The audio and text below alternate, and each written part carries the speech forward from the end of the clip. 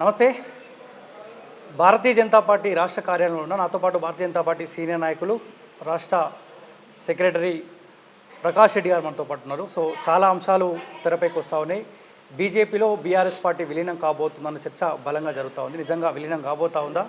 So BJP BRS నిజంగానే ఒక ఒప్పందంలో సో అందుకే ప్రశాంతంగా కనిపిస్తూ ఉన్నాయి. ఇవన్నీ అంశాలపైన మాట్లాడదాం. సార్ నమస్తే. నమస్తే. సో ప్రధానంగా ఒక చర్చ కనిపిస్తూ ఉంది. బీజేపీలో బీఆర్ఎస్ పార్టీ విలీనం కాబోతుందన్న చర్చ జరుగుతూ ఉంది. సో నిజంగా మీరు గత కొన్ని రోజులుగా కొన్ని సంవత్సరాలుగా కలిసే ఉంటురా? సో ఆ ఒప్పందానికి తెర వీడబోతా ఉందా? ఇదంతా కూడా ముందు స్టేట్మెంట్ తప్పుడు ప్రచారం. మొదటిది ఒక ఛానల్ ఎందుకోసం వేసారో నాకు తెలియదు, కానీ దీన్ని ప్రచారం తీసుకొచ్చి సోషల్ మీడియాలో బాగా దాన్ని లేపుతున్నారు. అది రెండో అంశం. వాళ్ళ ఇంట్రెస్ట్లు ఏమున్నాయో నాకు తెలియదు, కానీ నాకు తెలిసినంత వరకు రాష్ట్ర బీజేపీ నుంచి కానీ రాష్ట్ర పార్టీ తరఫు నుంచి కానీ ఈవెన్ జాతీయ పార్టీలో కూడా బీఆర్ఎస్ బీజేపీ విలీనం అనే చర్చ లేదు, ఇప్పటిదాకా జరగలేదు. రాష్ట్ర పార్టీ జరగలేదు, ఆల్ ఇండియా పార్టీ కూడా జరగలేదు. ఇదంతా రాజకీయ ఎత్తుగడలో భాగంగా మరి కాంగ్రెస్ పార్టీ చేపిస్తుందా నాకు డౌట్. ఎందుకంటే బీజేపీని బీఆర్ఎస్ను కలిపి ఒక ధర గట్టిపడేస్తే బీజేపీలో అటు పోరు పర్టికులర్గా రాబోయేటువంటి స్థానిక సంస్థల ఎన్నికలలో సహజంగా బీఆర్ఎస్ పార్టీకి కొంతమంది స్థానిక సర్పంచులు, ఎంపీటీసీలు, జడ్పీటీసీలు ఉన్నారు. వాళ్ళు ఇంకా కూడా బీఆర్ఎస్లో ఉన్న స్థానిక నాయకత్వం కొంత ఉంది వాళ్ళకి. సో ఆ నాయకులు బీఆర్ఎస్ పార్టీ బలహీనపడ్డది కాబట్టి కొంతమంది బీజేపీ వైపు వస్తే అది కాంగ్రెస్ పార్టీకి థ్రెట్ అనుకున్నారో తెలియదు. సో బీఆర్ఎస్ బీజేపీ కలుస్తుందంటే వాళ్ళు వెంటనే బీజేపీలో రాకపోవడం కావచ్చు, వాళ్ళు ఆగిపోవడం కావచ్చు, ఇటువంటి జరుగుతుంది. కాబట్టి దానికోసం వెయిట్ చేసేంత సేపులా ఈ స్థానిక సంస్థ ఎన్నికలు పూర్తి చేసుకుంటే రాజకీయ ఎత్తుగడలో వాళ్ళు సక్సెస్ స్టోరీగా ఉండవచ్చు అనేటువంటిది. రెండో అంశం ఏంటంటే బీజేపీ బీఆర్ఎస్ ఒకటే అన్నాక ఈ ఒక దిక్కు అయిపోతే మొన్న శాసనసభ ఎన్నికల్లో కూడా ఇదే ప్రచారం చేశారు. వీళ్ళేం అయిపోతున్నాయంటే కాంగ్రెస్ పార్టీకి అంటే ఈ రెండు బీఆర్ఎస్ మీద వ్యతిరేకత అంతా కూడా కాంగ్రెస్ పార్టీ కన్వర్ట్ కావడానికి, కాంగ్రెస్ పార్టీ వైపు మారితే జిల్లా పరిషత్తులు, ఎంపీటీసీలు, జడ్పీటీసీలు గెలిచిపోతే వాళ్ళకి పని అయిపోతుంది. ఈ రాజకీయ ఎత్తుగడలో భాగంగా చేస్తున్నది నేను అనుకుంటున్నా. నాకు అర్థమైనంత వరకు, నాకు తెలిసిన మేరకు జాతీయ పార్టీలో కానీ రాష్ట్ర పార్టీలో ఇటువంటి చర్చ లేదు, ఇటువంటి ఆలోచన లేదు. ఇప్పుడు బయట జరుగుతున్న చర్చ ఏంటంటే హైకమాండ్ తోటి, కేసీఆర్ ఫ్యామిలీ తోటి, సో కొంతమంది హరీష్ రావు కావచ్చు, కేటీఆర్ కావచ్చు, కేసీఆర్ కావచ్చు, వీళ్ళతోటి బీజేపీ హైకమాండ్ తోటి చర్చలు కంప్లీట్ అయినాయి. సో బీజేపీలో ఉన్న ఒకరిద్దరు నేతలు ఒప్పుకోకపోవడం వల్లనే కాస్త జాప్యం జరుగుతున్న చర్చ బలంగా జరుగుతూ ఉంది. ఇప్పుడు జాతీయ స్థాయిలో చర్చలు జరిగి అమిత్ షా గారితో, లేకపోతే నడ్డా గారితో, లేకపోతే ఆల్ ఇండియా లెవెల్లో మధ్యంతర శ్రేటు సునీల్ బన్సాల్ గారి లెవెల్లోనూ వాళ్ళతో చర్చలు జరిగి ఇది నిర్ణయం అంటే ఇక్కడ అపోజ్ చేసే వాళ్ళు ఒకళ్ళు కూడా ఉంటారు. ఎందుకంటే జాతీయ పార్టీ మాది క్రమశిక్షణ ఉన్న పార్టీ. జాతీయ పార్టీ నిర్ణయం చేసి పార్టీ అభివృద్ధి కోసం కావచ్చు, పార్టీ ప్రగతి కోసం కనుక ఒక జాతీయ పార్టీ నిర్ణయం తీసుకుంటే అది తప్పకుండా పార్టీ ఇంట్రెస్ట్లో ఉంటుంది అనుకుంటాం మరి. కాబట్టి పార్టీ ఇంట్రెస్ట్ నిర్ణయం తీసుకుంటే ఎందుకు అపోజ్ చేస్తారు దాన్ని? ఈ గాసిప్స్ స్టోరీస్ వచ్చినాయి కాబట్టి ఎవరో ఇద్దరు అపోజ్ చేస్తున్నారు, ముగ్గురు అపోజ్ చేస్తారు.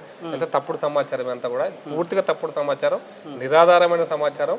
రాజకీయ ఎత్తుగడలో కాంగ్రెస్ పార్టీ ఆడిస్తున్న నాటకంలో భాగమని నేను అనుకుంటున్నాను. సో కవిత బయటికి రావాలంటే బీఆర్ఎస్ పార్టీ బీజేపీలో విలీనం చేస్తేనే కవిత బయటకు వచ్చే అవకాశం ఉంటుందంట. అది కూడా ఒక పెద్ద డ్రామా. ఎందుకు చెప్తున్నా కవిత బయటికి రావడానికి ముందు ఢిల్లీ సీఎం కేజ్రీవాల్ బయటికి రావడానికి కనెక్షన్ ఉంది. ఇప్పుడు బీజేపీ తెలంగాణలో వస్తుందో రాదో తెలియదు, కానీ ఢిల్లీ సీఎంను వదిలిపెట్టేస్తారా? అంటే ఢిల్లీ సీఎం చేసినటువంటి పాపాలన్నీ వదిలిపెట్టాడా? ఇప్పుడు కేజ్రీవాల్ మా బీజేపీ ప్రత్యర్థిగానే ఉన్నాడు కదా, అంటే ఇక మొత్తం కేజ్రీవాల్తో కూడా సమझौता అయినట్టేనా మాకు? అంటే ఇది అర్థం చేసుకొని పొలిటికల్గా కనీస పరిజ్ఞానం ఉన్న వాళ్ళకి అర్థమైపోతుంది. కేజ్రీవాల్తో హెడ్ టు హెడ్, కేజ్రీవాల్తో మాకు ఆడ ముఖ్యమంత్రి ఉన్నాడా, పంజాబ్లో వాళ్ళ పార్టీ ఉందా, ఇది చాలా చిన్న విషయం. అది కేజ్రీవాల్ తోటి ఈ రోజున కాంగ్రెస్ పార్టీ తోటి మాకు సైద్ధాంతిక పోరాటం ఉంది ఆడ. నా దట్ కేజ్రీవాల్ ఆ పార్టీ పెట్టిండు, ఆ పార్టీ ఏదో చీపురు పుల్ల ఊరుతుంది, అవినీతి, ఇదిగా చర్చ. మేము ఖచ్చితంగా చెప్తున్నాం, కేజ్రీవాల్ ఒక విదేశీ భావజాలంతో, విదేశీ యొక్క ప్రేరణతో పనిచేస్తున్నటువంటి దాని వ్యక్తి అని మేము అనుకుంటున్నాం ఈ రోజున.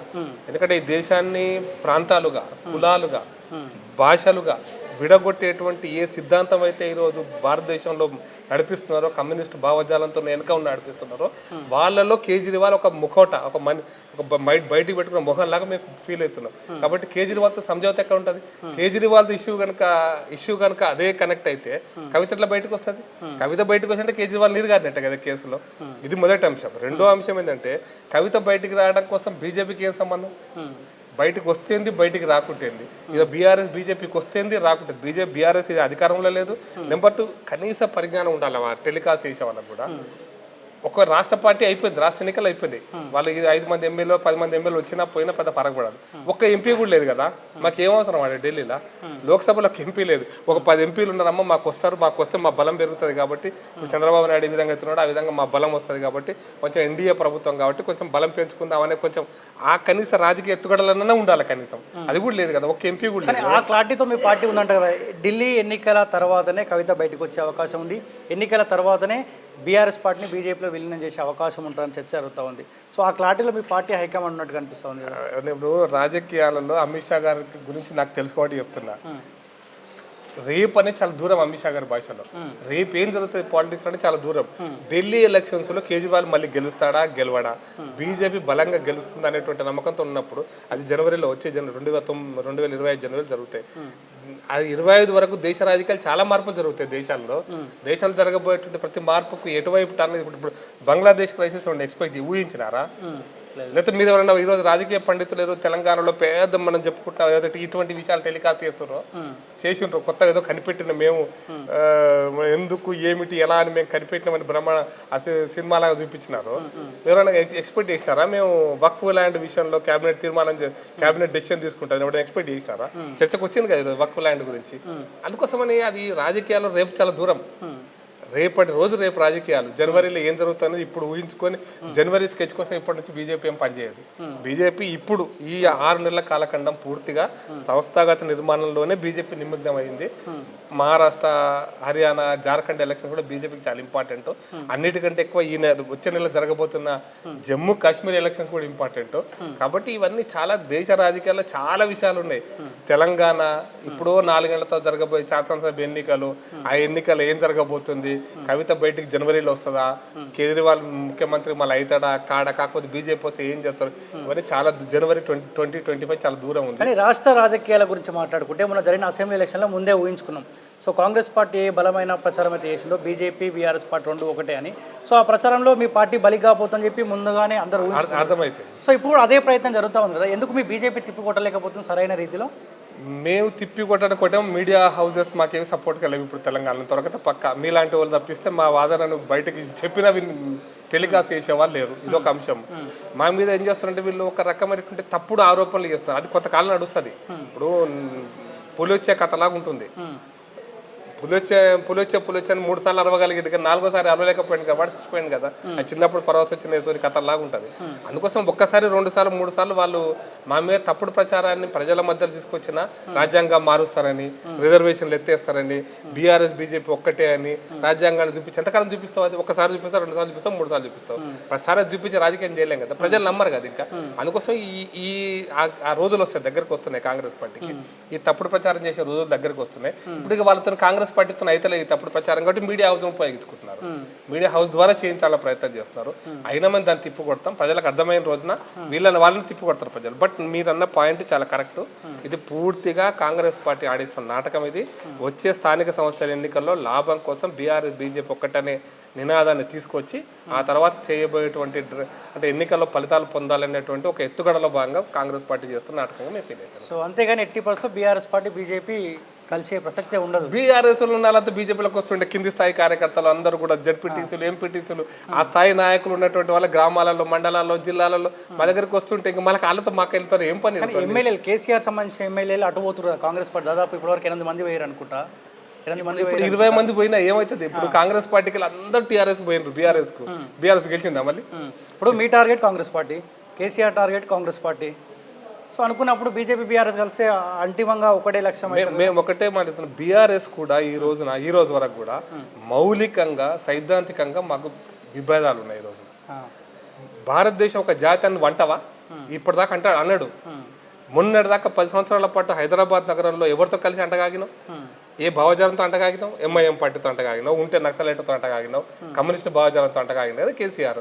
అందుకోసం సైద్ధాంతిక మూలాల విషయంలో వివాదాలు ఉన్నప్పుడు పార్టీగా కాకుండా వ్యక్తులు మా దగ్గరకు వస్తారు కొంతమంది కింది స్థాయిలో వస్తారు, గ్రామ స్థాయిలో వస్తే సిద్ధాంతాలు ఏమి ఉండవు. గ్రామాల్లో 2 గ్రూపులు ఉంటాయి, ఒక గ్రూప్ అటు పోతే ఒక గ్రూప్ ఇటు వస్తారు, జనరల్ పాలిటిక్స్ ఇది. అందుకోసం ఇప్పుడు ఆ ఒక గ్రూప్ టీఆర్ఎస్ లో ఉంది, ఒక గ్రూప్ బీజేపీకి వస్తే బీజేపీ బలపడతారన్న భయం కాంగ్రెస్ లో ఉంది. సహజంగా గ్రామాల్లో 2 గ్రూపులు ఉంటాయి, 3వ గ్రూప్ చాలా తక్కువ అవకాశాలు ఉంటాయి గ్రామాల్లో. అందుకోసం జనరల్ గా మీరు చూడండి, అబ్జర్వ్ చేయండి, స్థానిక సంస్థల్లో కూడా అధికార పార్టీ ప్రతిపక్ష పార్టీ 2 మేజర్ రోల్ ప్లే చేస్తుంటాయి. ఈ ప్రతిపక్ష పార్టీ పాత్ర బీఆర్ఎస్ చేయలేకపోతుంది కాబట్టి కాంగ్రెస్ పార్టీకి లాభం వచ్చింది మొన్న ఎలక్షన్స్ లో. ఇప్పుడు బీఆర్ఎస్ ఎక్కడ పుంజుకుంటుందో కాంగ్రెస్ వ్యతిరేకత అనే భయంతో బీజేపీ బీఆర్ఎస్ ఒక్కటే అన్నారు అనుకోండి, అనగానే కాంగ్రెస్ పార్టీకి ఈ రెండింటిని కలిపి ఒక ఓట్ బ్యాంక్ అవుతుంది, మిగతా వాళ్ళకి ఒక ఓట్ బ్యాంక్ అవుతుంది. మేము ఎంతో కొంత మేము అధికారంలోకి వచ్చేస్తాము, మెజారిటీ సీట్లు మేము గెలుస్తాం అనేటువంటి దీంతో కాంగ్రెస్ పార్టీ పనిచేస్తుంది. అంతకు మించి ఏమీ కాదు. దానికోసం మేము ప్రజలకు న్యాయం బీఆర్ఎస్ పార్టీ తోటి బీజేపీకి అవసరం లేదని కాసేపు అనుకుందాం, కానీ కేసీఆర్ ఇప్పుడున్న పరిస్థితిలో సైలెంట్గా ఉంటే ఉన్న ఎమ్మెల్యేలు కూడా కాంగ్రెస్ పార్టీ వైపు పోతే సో విలీనం దిశగా బీఆర్ఎస్ పార్టీ వెళ్ళే అవకాశం ఉంటుంది. సో మంచి చెడు బీజేపీ తోటి కలుద్దామన్న ఆలోచనలో కేసీఆర్ అయితే ఉంటాడు కదా. అంటే వ్యక్తులు వస్తే మాకేం ప్రాబ్లం లేదు, ముందు భావజాలు మా సిద్ధాంతాన్ని ఒప్పుకొని వ్యక్తులు రావాలి. అంతే చంద్రబాబు నాయుడు కూడా ఇంతకుముందు పోయినాడు కదా, పోయి మళ్ళీ వచ్చినాడు కదా. మేమేమి అప్పుడు వచ్చినప్పుడు వచ్చినాడు, మా విధానం మారలే కదా, మా సిద్ధాంతం మారలే కదా. కేసీఆర్ గారు రేవంత్ రెడ్డి మన చంద్రబాబు నాయుడు కోసం ఇప్పుడు పార్లమెంట్ లో వఫ్ ల్యాండ్ బాగా ఆగుతున్నాం, ఏమన్నా ఆగుతుందా, బిల్లు ఆగుతుందా, 370 ఆగింది ఎవరికన్నా. అందుకోసం మా ఏదైతే సిద్ధాంతాలను మా మేనిఫెస్టోలో చెప్పినామో అది అమలు చేసి చేస్తాం. మా మార్గం, మా దారి రహదారి, మా ఎంబడి ఎవరైనా వస్తే రానివ్వండి.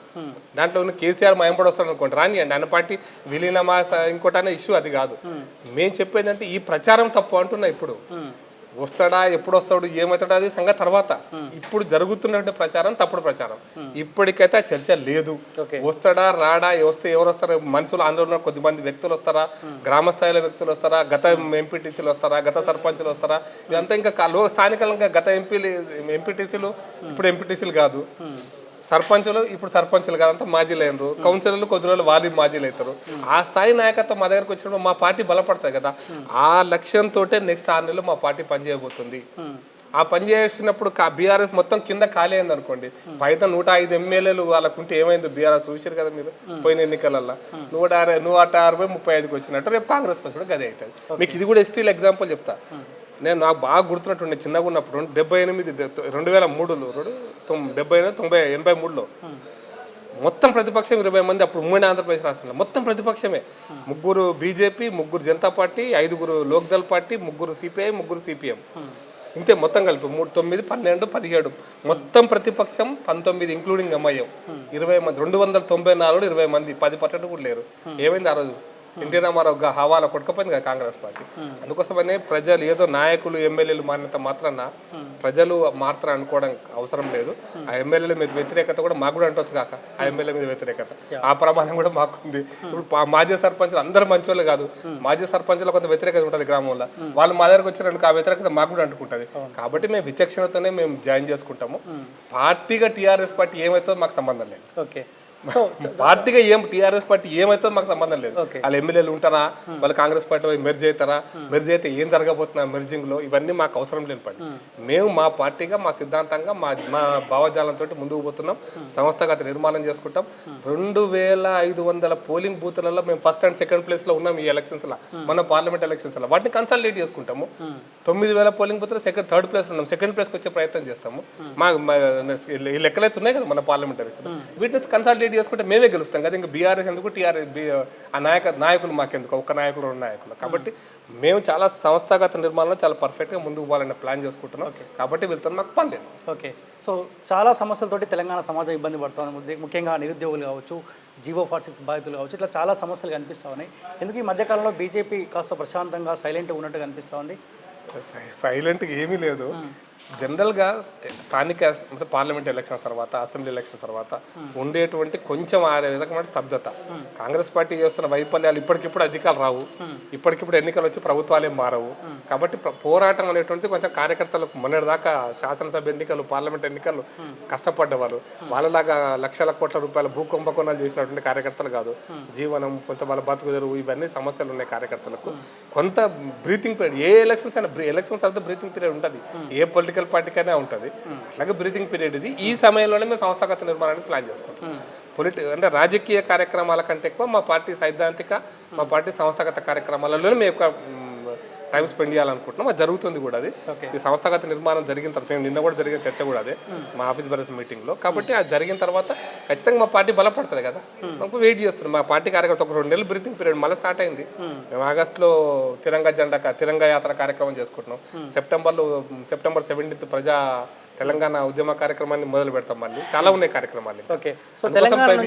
మేము బీజేపీ పార్టీ రాజకీయంగా పత్రికలలో కలపడంత మాత్రాన బీజేపీ పార్టీ తగ్గిందని అనుకోవాల్సిన అవసరం లేదు. కార్యకర్తలు కింది స్థాయిలో బాగా పనిచేస్తున్నారు, అయిపోతుంటుంది. ఇంకొక 6 నెలల లోపల మళ్ళీ మేము ఉద్యమ కార్యక్రమాన్ని ఇప్పుడు ఉద్యమం చేసి కూడా చేసేది ఏం లేదు ఇప్పుడు. ఎందుకంటే ఆ ప్రభుత్వం మారేది, ఈ ప్రభుత్వం మారేది ఏం లేదు కదా, తొందరగా కూడా ఏం లేదు కదా. స్థానిక సంస్థల ప్రిపరేషన్ స్టార్ట్ అయింది, ముందుకు పోతాం కూడా. తెలంగాణ నుంచి బీజేపీకి 8 మంది ఎంపీలను ఇస్తే ఏమి ఇచ్చిందంటే గాడిద గుడ్డి ఇచ్చిందని ఈ మధ్యకాలంలో కాంగ్రెస్ ఒక బలమైన ప్రచారం చేసింది.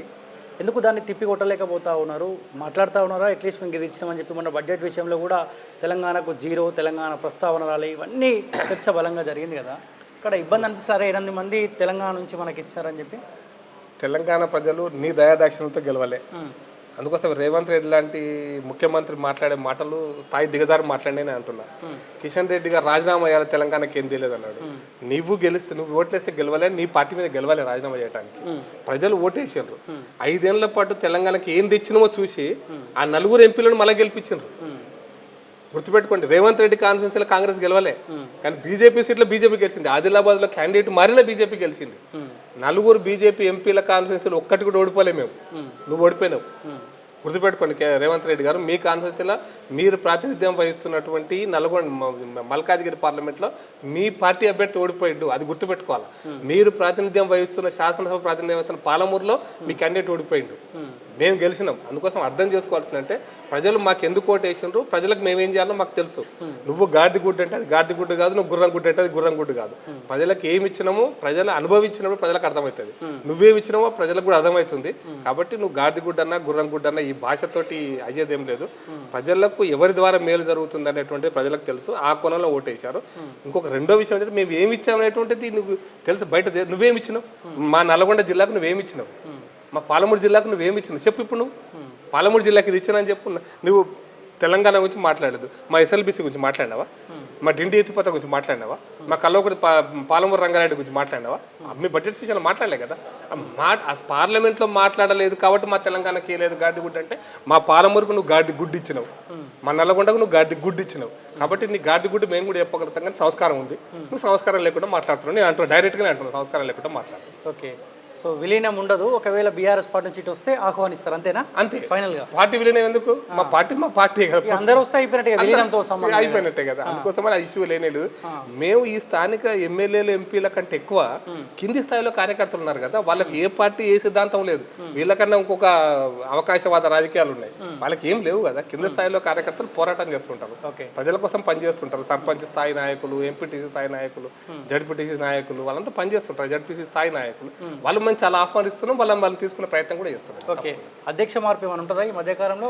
గత కొంతకాలంగా చర్చ జరుగుతూ ఉంది. సహజంగా ఏంటంటే కిషన్ రెడ్డి గారు అధ్యక్షుడు అయిన తర్వాత ఇప్పుడు నడ్డా గారు కూడా మినిస్టర్ అయ్యిండు, ఆల్ ఇండియా ప్రెసిడెంట్గా. కిషన్ రెడ్డి గారికి కూడా పెద్ద మినిస్ట్రీ వచ్చింది. లాస్ట్ టైం చిన్న మినిస్ట్రీ, పెద్ద మినిస్ట్రీ వచ్చింది.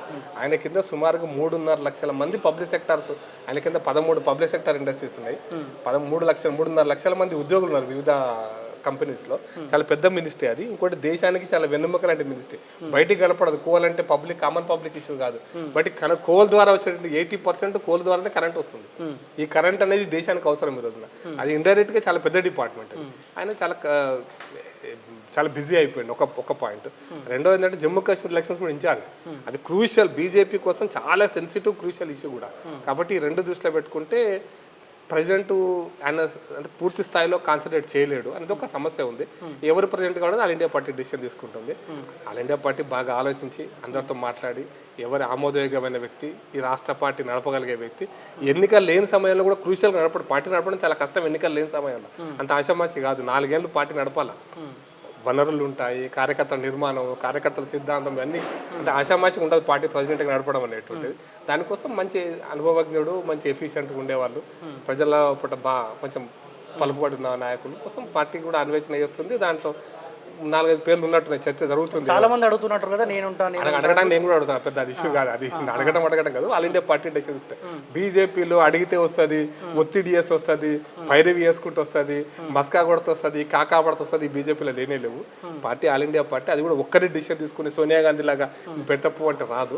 అక్కడ 4-5 నాయకులు ఉంటారు, నడ్డా గారు ఉంటారు, మా సునీల్ బన్సాల్ ఉన్నాడు, సంతోష్ జీ ఉన్నాడు, అమిత్ షా గారు ఉన్నారు, మా పార్టీ స్టేట్ సెక్రటరీ ఉన్నాడు, కిషన్ రెడ్డి గారు, సంజయ్ గారు ఉన్నారు.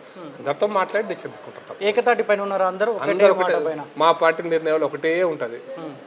భిన్నాభిప్రాయాలు ఉంటాయి, భేదాభిప్రాయాలు ఉండవచ్చు, కానీ ఫైనల్గా పార్టీకి వచ్చరికి ఏకాభిప్రాయం ఉంటుంది. పక్కా అంశం విషయాలు చర్చ జరుగుతుంది, పక్కా చర్చ జరుగుతుంది.